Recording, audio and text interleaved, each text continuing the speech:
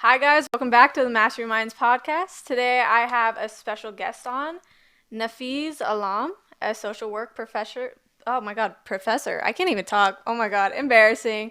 In addition to teaching, he's also a fitness model and an actor, and also has a podcast called Empowering the Opposition, which focuses on like intellectual growth and topics such as those. Do you have anything else to add? YouTube channel that gets about 2 views a year, Oh, and hey, it's better than nothing. that's true. That's true, and a little bit of an athletic history as well. Ooh, okay. Yeah. That's awesome. So, the first question I want to ask is how did you get started in a lot of the entertainment forums and, just kind of that kind of stuff? Yeah. So when I moved to Boise, actually before I moved to Boise, Yeah, go into the backstory. Go for it. in sports, we had a lot of the guys that I played with go into modeling and acting and stuff like that. But like sort of behind the scenes, football players tend to be larger and sort of intimidating figures, and I guess sometimes they're a little bit harder to find. So they'll get cast in random extra roles and stuff like that. So it was always in the back of my mind. Of course, like my mom's my biggest fan, so she's like, "You're so We gorgeous." love moms. Yeah. So, I didn't believe her much at first when she told me how, like, that I'm somewhat attractive. But when other people started telling me, I was like, oh, okay, so maybe mom was sort of a little bit right. She's not just hyping up her kid. Right, exactly. That's what I thought she was doing. But it really didn't cross my mind to get into it like this until I moved to Boise. Because we'll talk about this later today. Is just like I like taking a real segmented approach. Like I compartmentalize to a fault, and you can actually turn that into a good way to be successful too. So I knew that I wasn't going to do this while I'm still pursuing something in athletics, while I'm still working on my doctorate degree, let's say, while I'm still working in hospital management, working on Wall Street, all the things that I've done. I knew that this was something that I might do later on in life. Just so happens later on in life turned into moving to Boise. And when I moved here, the opportunities, I didn't realize there were this many opportunities.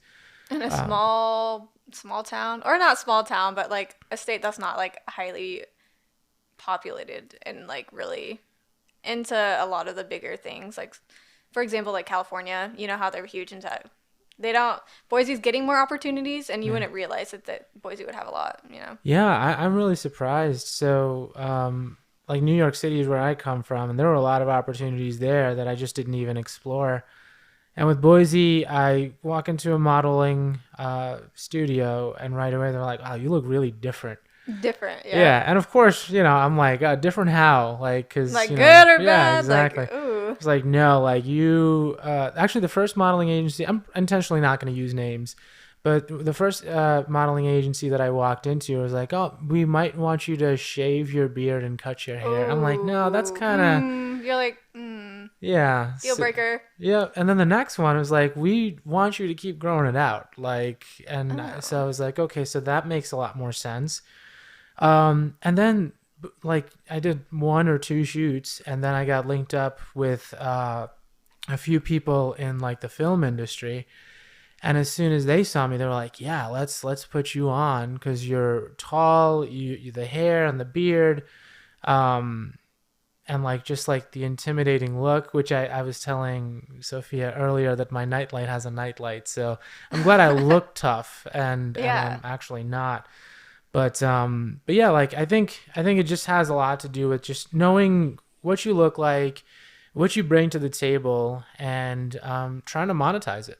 And how has that been going? Like monetizing and just like really testing out the waters, especially in Boise. Yeah, it's been going okay, but I'd be lying to you if I said that this was like my main focus. And they know this too. Like when this podcast comes out, it's not going to be a secret. So my main gig is like being a professor, being an intellectual, presenting across the country. So I suppose if I tried hard, I'll give you an example, actually, a concrete example instead of just being abstract. I've been told by my agent that if I was more willing to travel to Utah, to Montana, and to Hollywood, I would have a whole lot more opportunities. Yeah. And maybe I'm holding myself back in some ways because I've never done this before, but New territory. Yeah, I know I'm a good professor. I don't know that I'm a good entertainer yet. There you go. That completely makes sense. And especially if you're like really good in one area, you want to probably stay focused on that. And especially if you enjoy it and you're making money off of it, of course. So, next question, what is one piece of advice that you'd give to anybody looking to get into the creative and entertainment industry? I know you have like a different kind of background, so your pathway was a little bit different than someone who's solely focused on getting in. Yeah, if their sole focus is getting in, I would say commit fully. I mean, there's even though I'm just getting started in entertainment, I found success in other areas. And this is what I really wanted to speak about is that, trying to hit that kind of success that you want to hit, you got to commit fully. Everyone likes making a list of things that they want to be successful in, but they never make that second list of what they're willing to sacrifice. Yep. And there's no such thing as success without sacrifice. Risk and reward. Yeah, That's exactly. with anything if you want to be successful. I totally could get that. So my dad would do an exercise with me because when I was a kid, I was like, I'm going to be a football player. I'm also going to be an astronaut. I'm going to get my doctorate degree, like everything.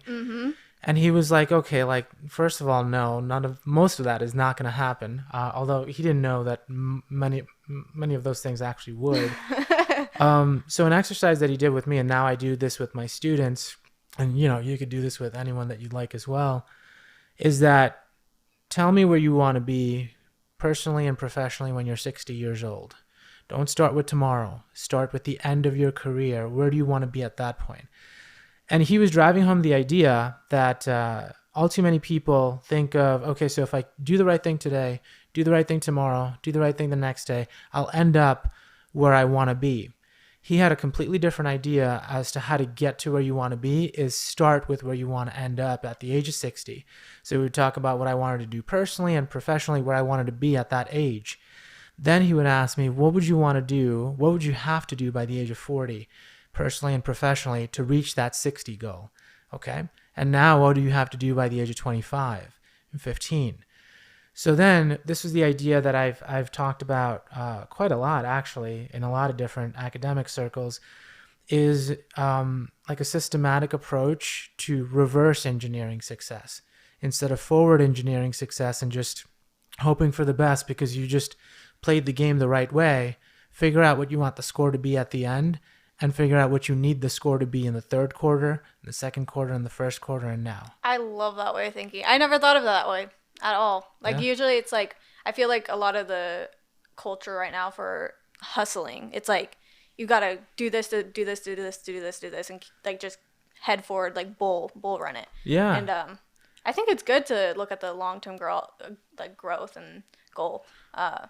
Yeah, I think that exercise I've been doing with a lot of my freshman and sophomore Boise State students as well, because they're coming in with a lot of like, I want to do this, I want to do that. And I think it's been fairly effective, although we won't know until they're much older, right? Mm-hmm. But I also talk with them about the element of success, which I also wanted to touch on today. As you can tell, I'm all about preparation. Oh, so for sure. I've been really looking forward to this, and I really thank you for having me on. Yeah, of course. I love having you on. And just the idea of sacrifice, like you need to understand and acknowledge what you're willing to sacrifice. Like it's not so much what you want. I genuinely believe that everyone can be successful. And I actually think most people can be successful in whatever they want to do. We have a 5'8" basketball player who's been a 5'3" basketball player who's been successful, Muggsy Bogues. There you go. So, anyone can do anything. The question is, what are they willing to sacrifice to get there? To get there. From a fitness standpoint, I can't tell you the last meal that I ate for the sake of taste. Now that sounds depressing, but what is it that what kind of success am I trying to reach with a certain body fat percentage, with a certain weight, let's say, that is going to get me more jobs in entertainment? That's the success. And the sacrifice is that I just don't eat much that tastes good. Now, I don't eat stuff that tastes bad either. It's just not really a thrilling experience for me to eat a particular meal. It's probably just like, filling up the calories, protein intake, all that kind of stuff, right? Yeah, exactly. Protein, low carbs and stuff like that. And at my age, which you're about 20 years away from, so you got a lot of time, it just starts getting different. Same thing with academia, like getting the doctorate degree, working on Wall Street, running the hospital. It was always rather, it wasn't just about the success. It's about what are the sacrifices you're going to be making. And personally, like, not having as many friends, intentionally not having as many friends, which I'm not encouraging your listeners not to have friends. It's good to have friends. Yeah, but it is. I feel like the amount that you have isn't. A lot of people are like, oh, I need a lot of friends. It's more focusing on quality instead of quantity. Oh, yeah. Yeah. That's a huge part. Quality is a huge part of it. And like not going out. I still to this day don't drink alcohol. I do party, but like, I also don't need alcohol to act stupid. I'm just naturally stupid. So it's certainly nice that's the case. But yeah, there's a lot of sacrifices that you do need to make. And if you feel, I want your listeners to understand that it should be okay to say, this is not a sacrifice I'm willing to make. It should also be okay to say, okay, this is a sacrifice that if Nafees wants to make, that's perfectly fine. I don't think people should, like, for example, not be eating food that tastes good, right? If they don't want to. But if I want to, I should have the ability to. Mm-hmm. So whatever you put in, you're going to get back. So from a sacrifice standpoint, if you don't want to make the sacrifice, don't complain about not getting the success. Right. Because if you do make the sacrifice, you will get the success. Mm-hmm. I feel like with a lot of modeling, especially like a few years back, it was a lot of focus on the girls not eating and that causing like eating disorders. But when they did that, they did get an amount of success because that's what the people were telling them to do. Nowadays, it's a lot more healthier. I mean, I'm sure there's probably still situations like that, which is unfortunate. But I mean, the girls do it to get that level of success. But if you're really willing to risk your health, I don't think that's something that should be risked for success. I don't know. I don't know how real you want to get here with this. You can go. But yeah. So I can't speak to girls, obviously. Right. But there's a lot of testosterone, performance-enhancing drugs. I don't take them. Just again, because this isn't. No, just kidding. No, I take like a whole ton of creatine, creatine. But that is a legal substance.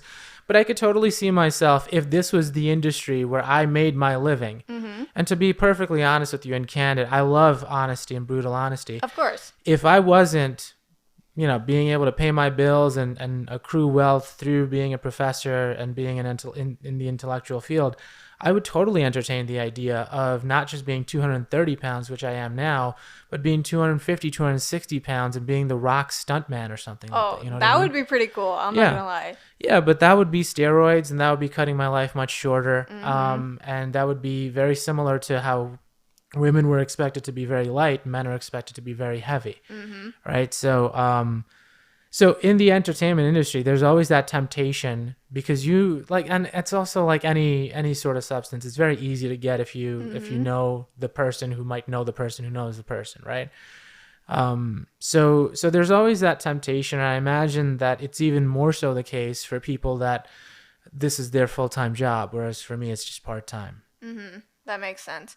And what do you think success means to you personally? Everybody has a different idea of success, and I feel like you are definitely successful in different areas, a lot of different areas. So how do you define success? What does it mean to you, and how did you reach that? No, I haven't reached it yet. I worry if I reach it too young in life, then what's the point of the rest of my life, right? So if I'm 38 now. If I reach whatever it is that I think success is by the age of 40, what happens in the last 30 years of my life? Like I'm just coasting.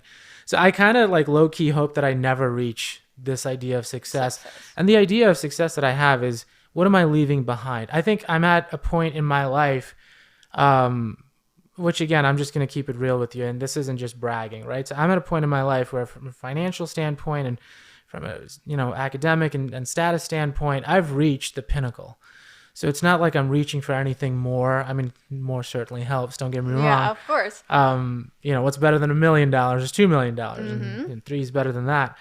But now I'm starting to get into the mindset, maybe because I'm older too. That living the learn. I know. Yeah, I'm starting to get into the mindset of, Nafees, what are you leaving behind?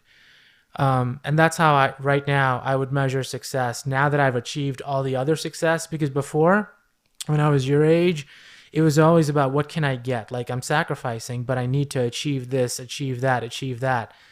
Now at the age of 38, which, after I've achieved some semblance of success, now I'm thinking about what can I leave behind.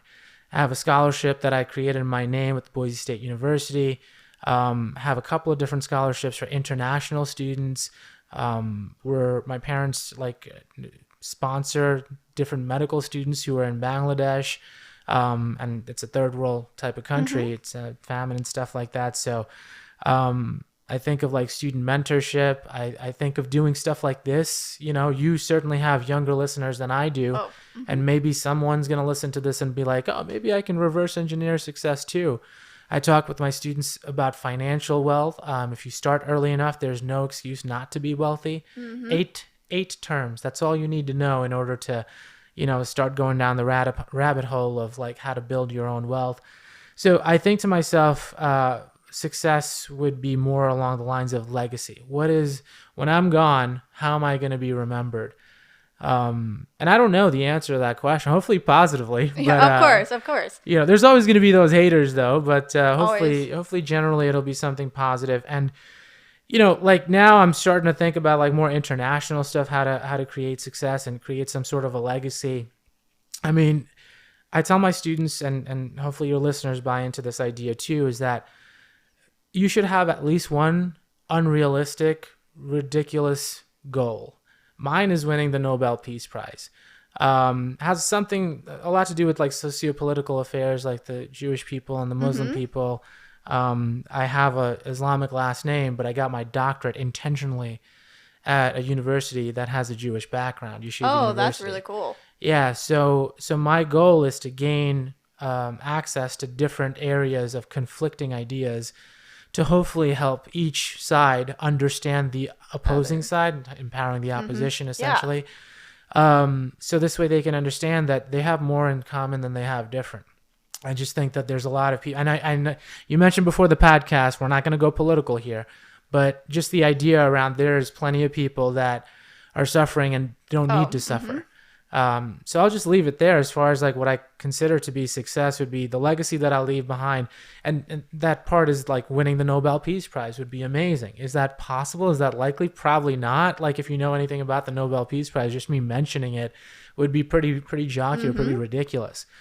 But I feel like that's my unrealistic dream, to win the Nobel Peace Prize. It's probably not going to happen, but you got to believe in yourself before anyone believes in you. So I love that.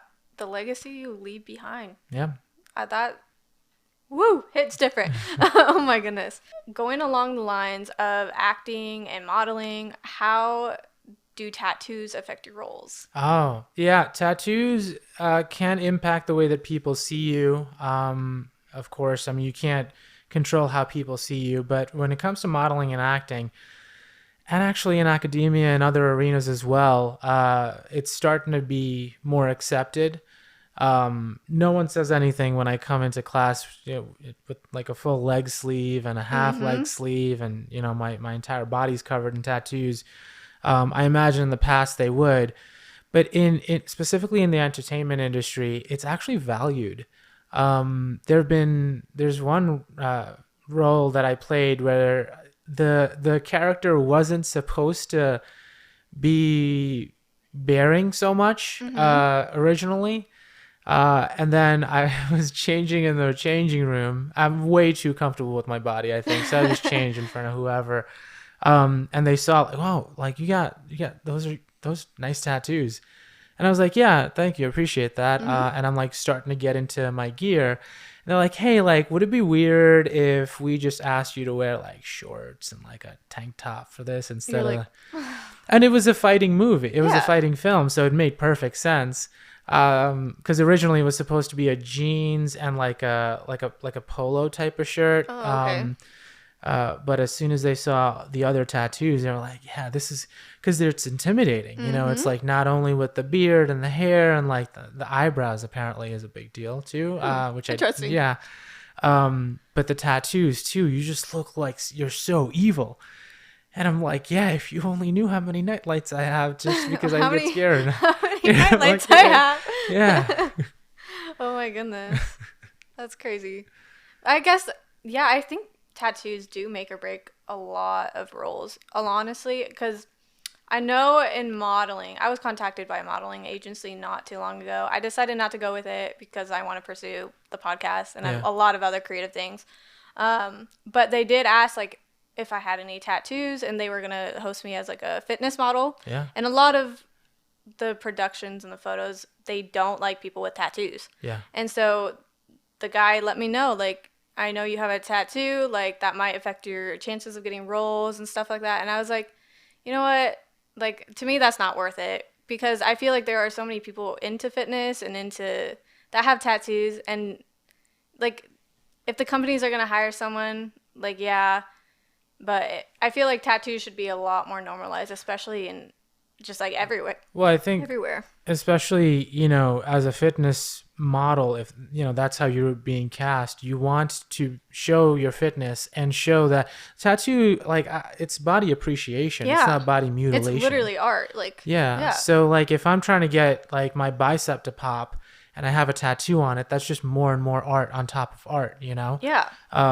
So I 100% agree with you in that regard, and that tattoos should actually be seen. Like if I were to see a fitness model without tattoos versus with tattoos, I'd probably identify and like probably hit them with a follow if they had tattoos as opposed to no because just too much of a clean look, and it almost looks fake. Like you haven't lived life. Exactly. And a tattoo, like, your tattoo, I'm sure has a lot of meaning to you. My tattoos do as well. When I see a fitness model who has a tattoo or multiple tattoos, the first thing I think of is that this person's lived some life. So fitness isn't all that they're about. There's more to them than that. For sure. And with fitness modeling too, like sort of just to pivot on this too, I wanted to briefly talk about body positivity in fitness as well. Like it's important, and you probably know this because you audition probably for fitness modeling. There's a method called the FALE method, FALE, where you can make yourself look very different from what you actually look like. So F stands for flex, A stands for angle, L stands for lighting, and E is the most important part of all, editing. So the failed version of me, like the flexed, angled, lit, and edited version of me, looks very different from what I look like right now. Just in a regular. Yeah. So like I hope like some of the younger kids, like the junior high school kids that I coach with boxing, hopefully they'll listen to this podcast as well and understand that that you can't compare the real version of you to the fake version of someone else. Exactly. That's a huge thing with social media and entertainment. Everything is consumed. A lot of it's edited, touched up, and it's just unrealistic. Yeah. I think it's getting better. I think people are more aware of the editing and more aware of like choices when they're posting or making videos and like circumstances like that. But it really takes a toll on, I think, younger kids' mental health. It does. And for your older audiences, I can tell you that even at the age of 38, I don't think I've grown out of that. And I don't think that we do. I still compare my body to other people. And I asked like some of the other people too, who are sort of closer to my age. I was like, am I the only one? Like, have I just not grown up? How immature am I? Am I just the only one feeling like this? Or you guys feel like No, they feel like that too. And that, like, I'm talking about older guys too. You know what I mean? Like, just because we don't talk about it, men definitely don't. And I think it should be something that should be more talked about, because guys definitely do have different body perceptions. It's like, oh, I need to lose body fat. I need to make sure my muscles show. I need to be lean and toned, and that's like just a different take on modeling and kind of that sort of situation. And not to take anything away from like, the body positivity, body image issues that women face either. It's not like an oppression Olympics or anything like that. I just said we're all in the same boat. Like, I'm dealing with, like, I've been cast as a model, and I still have, you've been cast as a model, and I'm sure you've got like stuff that you see in the mirror that you're like, this could be better, that could be better.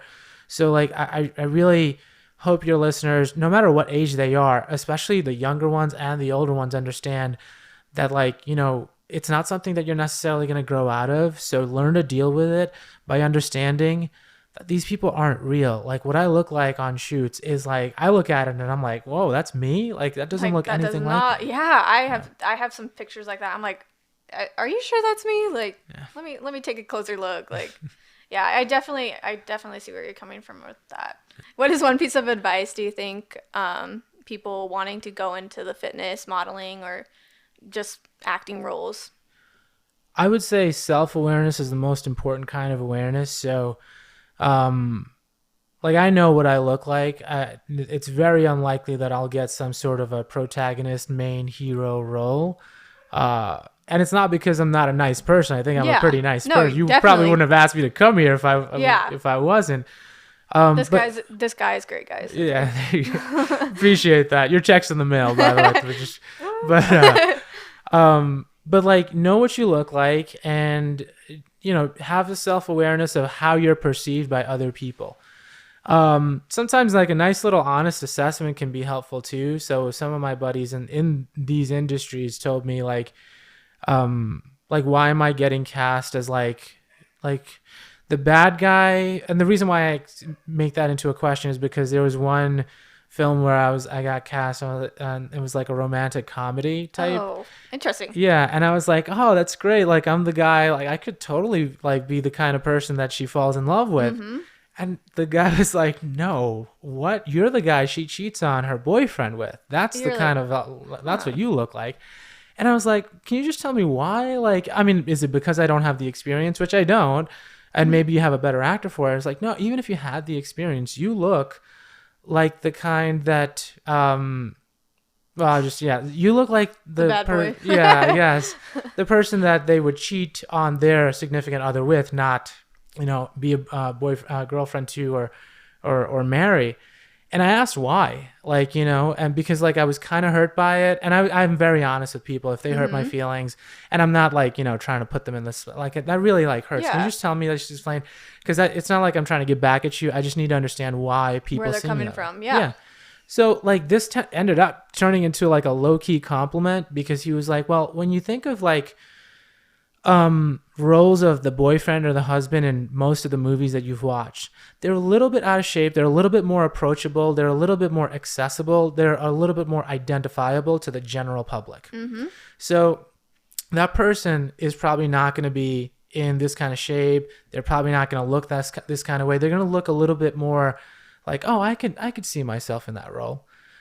With you talking to me, it's like, you're larger with the hair, the beard, and the eyebrows, and like all the other stuff that goes into it, and the muscles. It just seems like you've put in too much work that most people wouldn't.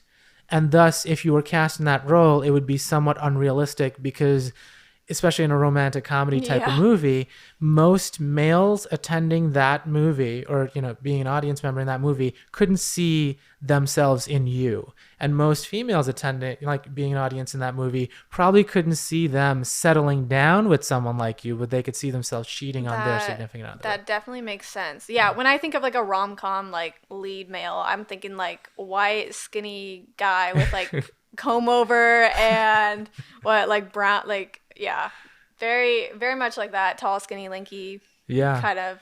So I see where he's coming from. Yeah. So definitely makes sense. So my advice would just be like, you have to have some thick skin, but also in developing that thick skin, don't hurt yourself in the process. Your mental health is more important than your physical health or anything like that. So, approach it in such a way that you have self-awareness, you understand what you look like and what your image is to the general public. If you're okay with that, then move forward with it. But don't pretend to be something that you're not. Like, I'm not going to go to an audition and be like, hey, I'm going to be the love interest in this romantic comedy. Or I'm going to be the person that gets saved in this movie. That would be really kind of like awkward. Like, how are you going to even carry the 6'1", 230? So that makes sense. Yeah. So just self-awareness is my advice.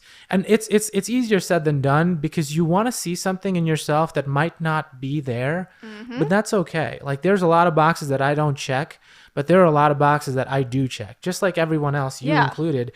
Don't worry so much about the boxes that you don't check. Worry about the boxes that you do check, and just like capitalize, monetize that. That's how you can make money in this industry, is by understanding the boxes that you do check and just really promoting those boxes. I think that's really good. You also had have had a few of my friends come into your class and teach about their creative endeavors. Like, do you want to go into that? Yeah. So Carnessalin and Sophia came and presented on mental health in the entertainment industry and some of the things that they've experienced as well. And it's an up and down battle. And I think one of the most powerful things in that presentation was that the understanding that life happens outside of what's, on camera and what's happening, on radio and stuff like that. So, there was talk about how, like, there was an accident, there was this, there was that. And all the while, you're still coming back to the entertainment industry as either a job or a safe space where you're coming and you're sort of not thinking about that anymore. The entertainment industry can really support mental health in a way where you get to be artistic, whereas everywhere else you have to be sort of like structured. You have to know like a certain task or a certain to get anywhere. But I think that if you're in the entertainment industry, you have a lot of flexibility. Like maybe you're like more focused on like art and design, but like if you make content for social media, you might be into video editing and gain those skills, Oh yeah. This is there's just so much to do, and I don't even know all the jobs there are to do. 'Cause, I feel like there are more every single day. It's been, I swear, if like I go on Google and search up like entertainment industry jobs, there'd be something on there like I wouldn't even know. Yeah. Now some of these titles I don't even know what they are, and like I've never done anything behind the camera, but I would say more goes on Sophia's side right now than producing. Than our side, because we're just having a conversation, right? But like you put in so much work today and obviously over the course of the last few weeks to make this moment happen. And this all happened behind, or rather before the cameras got turned on. So there's a lot to do, and just I have so much respect for this industry. I do want to mention this too, sort of just one of my bullet points in my head that I had is that getting into this industry just recently, like not to throw shade on the industry, the entertainment industry, but go for it. Yeah, right.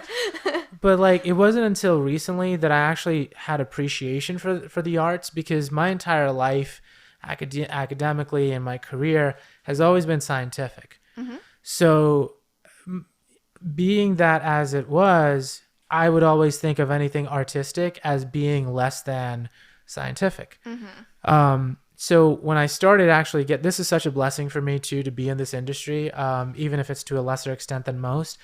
It's because once I got into this industry, I thought about like, okay, so I look fairly attractive. I just smile or like give one of those like model face and be done with it. I can do this, I can do that. In acting, I could throw somebody through a table, which that movie will come out soon, and that'll be it. But there's so much more to it than that, because it's like one of the exercises was like, okay, so you have to go from mean mugging to sentimental, but I need you to do in 15 seconds as opposed to 1. I'm like, that is hard, because the camera wants to see, and the audience wants to see you coming to that realization. I shouldn't be hurting Brianna right now, even though that's been my urge.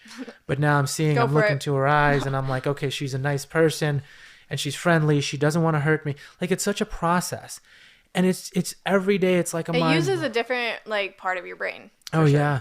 And I appreciate the art so much now, maybe even more so than sciences, because science is so easy for me. And I think science is very easy for a lot of people, because 2 + 2 = 4 no matter what it is. And that's just what science and math are. But in art, there's no 2 and there's no 2.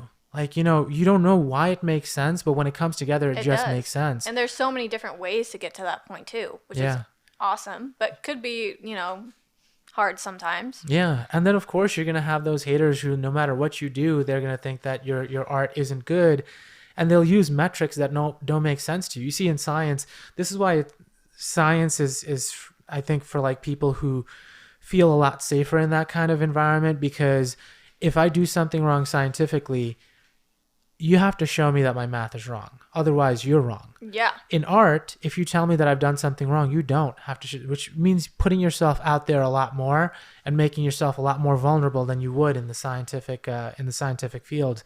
So getting into this field has been such a blessing, in that when I watch movies or when I listen to podcasts, when I listen to music, I actually feel what I didn't feel in the age of 36, which was just 2 years ago.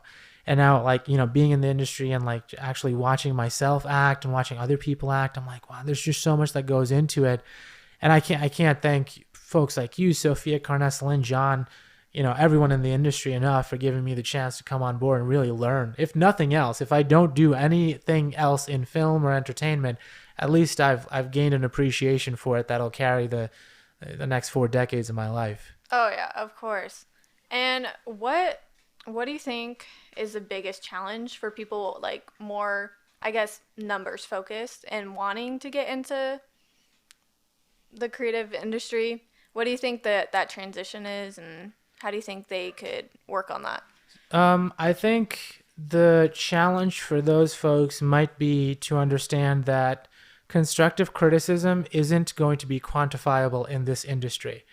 So, on Wall Street, constructive criticism would be, hey, like you needed to make X millions of dollars because that was the expectation and you fell short, and that's why, you're not going to get the bonus. But in the entertainment industry, someone is going to tell you, well, you need to do this differently, but not really give you a reason. They just know from their artistic experience that there's a better way to do it, or there's, a more qualified, a highly refined way of doing it. So my advice to them would be to just get out of your own head. Don't stop being so egotistical, which is much easier said than done. Sophia knows me a little bit better than you do. She knows just how egotistical I am. So like it's I mean, if you have have done all the things you've done, I mean, you got it right.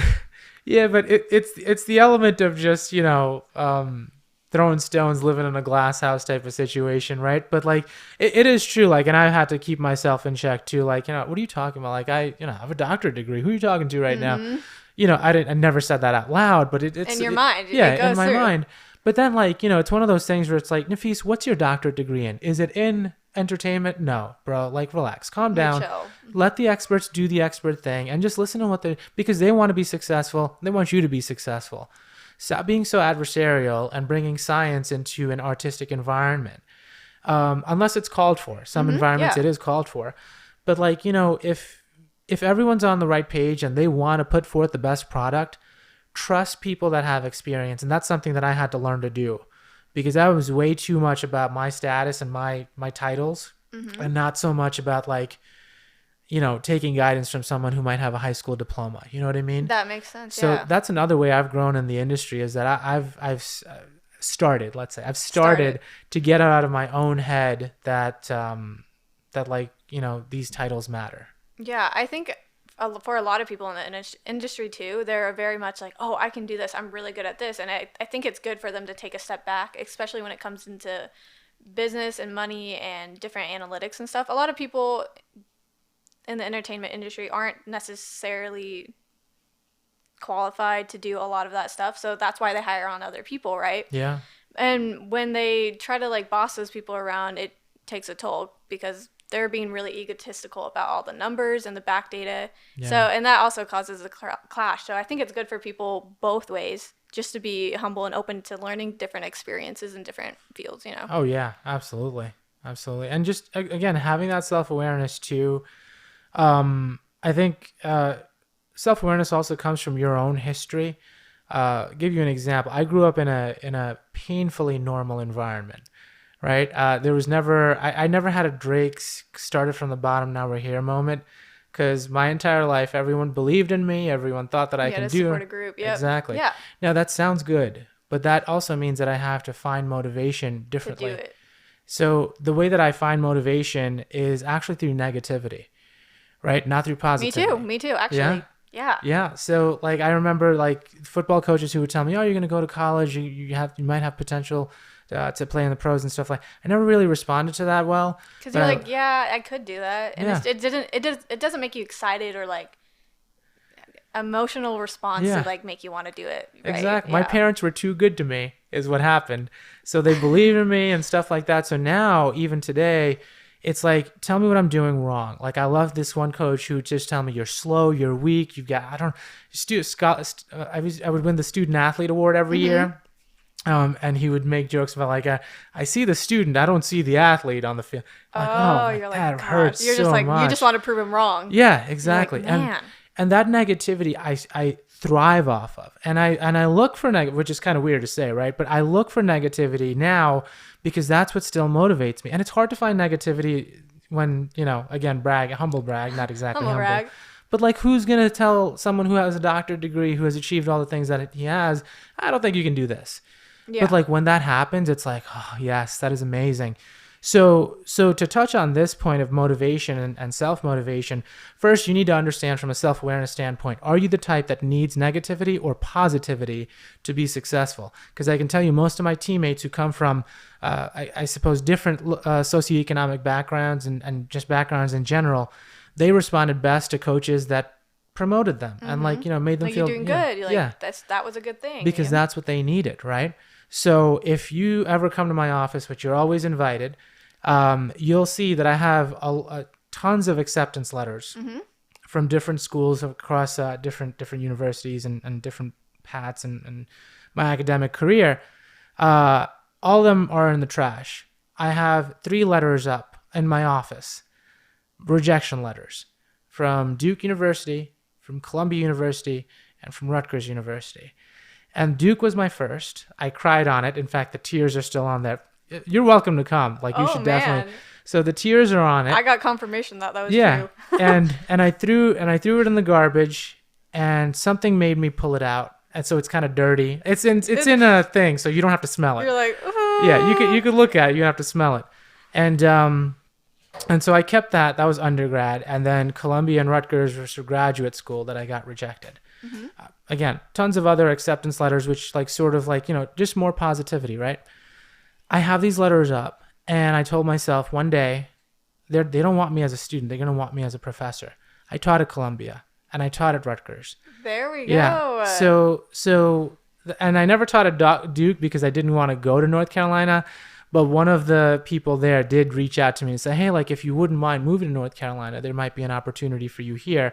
So I wouldn't call that a win necessarily, but I imagine that, yeah. So it's not a loss. Yeah, it's not a loss, but that's what I respond so well to.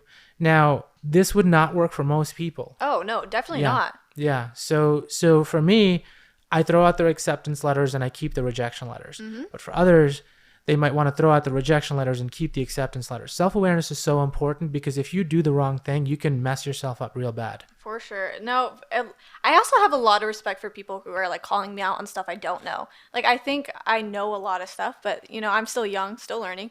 And I just respect people who give me a lot more negative things, even if like they're literally saying it because they actually hate me and hate everything I do. Yeah. I'll consider it. Like, keep the receipts. There's always oh my gosh, there's always room for improvement, I think. And I think a lot of the negativity you can turn into positivity and turn it into a positive outlook. And I feel like a lot of people don't know how to do that just because they thrive off of positivity and that's what they were raised off of, right? Yeah. No, it's true. So it's just like, checking in with yourself and making sure that you're living your best life, and don't try to be the second best version of someone else. Be the best version of you. I think that is great advice. Do you have anything else you'd like to add on? Anything to touch out? I think I covered all the bullet points that I had in my mind. But yeah, I just wanted to thank you again for having me on. Of course. I know you're going to be successful. Thank you. And I love seeing the drive that you have and your friends here have, because, it really shows that, I'm what, 2 generations ahead of you. So it really gives us hope for the future to know that I'm going to call you a kid. Hopefully you don't mind, but kids. Go ahead. I'm 19. Yeah. It gives us confidence to know that kids your age are putting in the hours to do what's necessary to be successful. And, you'll hear a lot of old people like me talking about how like, oh, this generation is, but like there's so much hope here, and you represent that. Sophia represents that. Carnessa Lynn, all your friends, you represent that. So keep up the good work, and I really appreciate it. Yeah, I think a big part of my motivation is like I see older generations working their 9 to 5s, and I think to myself like, yeah, they probably had dreams like mine when they were little. Maybe they wanted to like be a football player or go into acting, but they never got to do that because they never took that risk or considered the rewards necessarily. And so I think a lot of my motivation is like, I don't want to be like them. Yeah. And I think that's a lot. I don't really have like an idol or like someone I look up to. And so my motivation comes from, I don't want to be like them. I'm glad you don't have an idol, because if you try to be like someone, you can never be better than them. you know. So I would say the same thing for you too. Like at 19, maybe reverse engineering that success, and you know, making a list of the sacrifices you're willing to make, which you being here at night right now tells me that you're ready to make those sacrifices. Put it on paper, you know. But I really appreciate, especially you saying that you don't have an idol, that you don't have someone that you look up to fully. I'm sure there are, like, you know, people that you can learn from. Yeah. That's completely different. But yeah, if you try to be exactly like someone, you can never be better than them. So I'm glad that you're not doing that. Yeah.